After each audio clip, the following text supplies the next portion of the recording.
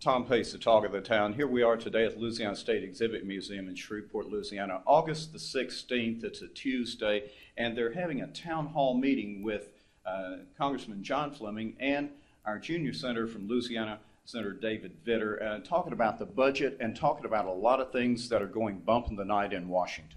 Yeah, Tom, talking about the big issue of the moment, and I think it's going to be for quite a while, which is spending and debt and the economy. That's the huge challenge we face as a country.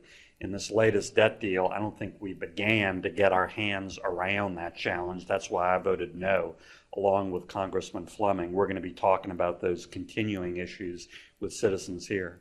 Are you getting a lot of, I understood that Facebook just was overwhelmed with constituents sending their opposition, their anger, their frustration.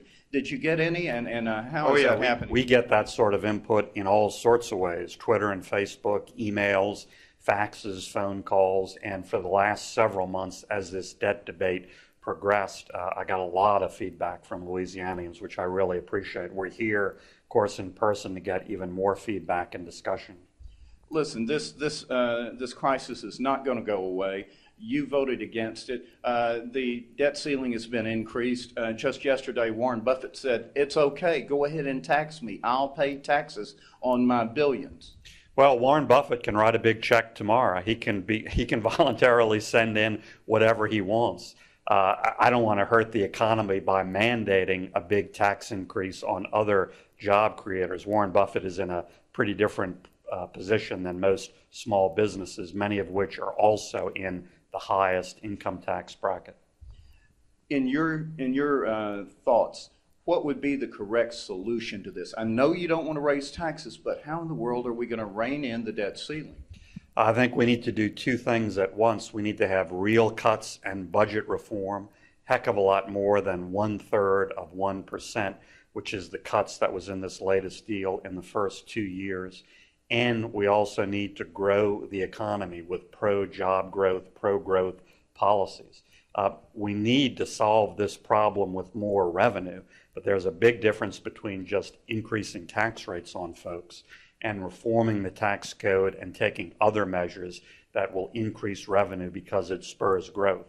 So I think that's the combination we need. And there's a lot of consensus for the sort of tax reform I'm describing. You broaden the base, you get rid of most all these special deductions, credits, exemptions, and you lower rates, particularly the corporate rate, which is the second highest in the world. That can spur real economic growth, grow the economy, and of course revenues go up with that.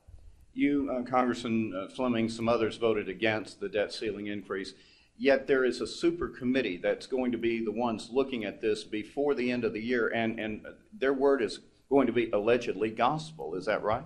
Well, the whole Congress has to vote up or down on the proposal that this committee of 12 comes up with.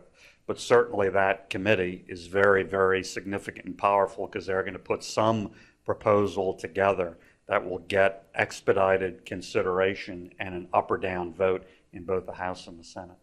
If that doesn't happen, if it's voted down, what happens? Under the bill as it passed, and of course, again, Congressman Fleming and I voted no, but under the bill as it passed, if that super committee's work is not adopted, then automatic cuts go into place. And I have to say, I think those automatic cuts are not well designed in a number of ways. So I think everybody hopefully is going to want to avoid that. Tom Pace, the talk of the town with Junior Senator David Vitter here at the Louisiana State Exhibit Museum. As we wrap up, he's about to have a town hall meeting. The big issue was Social Security and defense pay for all those military men and women. Will those be exempted? They have been exempted from any significant cuts so far. I think they should be. But virtually everything else has to be on the table, and we can get savings in all sorts of places. I'll give you an example. Medicare, there's a lot of true fraud and abuse in Medicare. I'm a co-author of a bill. It's bipartisan, Democratic support to just get the low-hanging fruit in terms of true fraud and abuse, not benefit cuts, not cuts to beneficiaries, not provider cuts, but real fraud and abuse. That can save us at least $10 billion a year. That's double the cuts that were in this recent debt deal.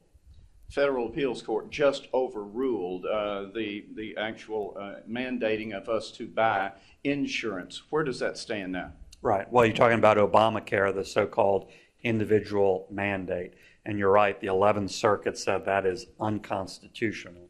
Other circuits have said the opposite. So when you have a conflict between circuit courts, it's clearly headed to the U.S. Supreme Court to decide one way or the other. It's a very serious legal constitutional challenge that will be decided by the U.S. Supreme Court. I don't have a crystal ball, but my guess, my prediction is that it will be decided one way or the other, 5-4, with Justice Kennedy being the deciding vote.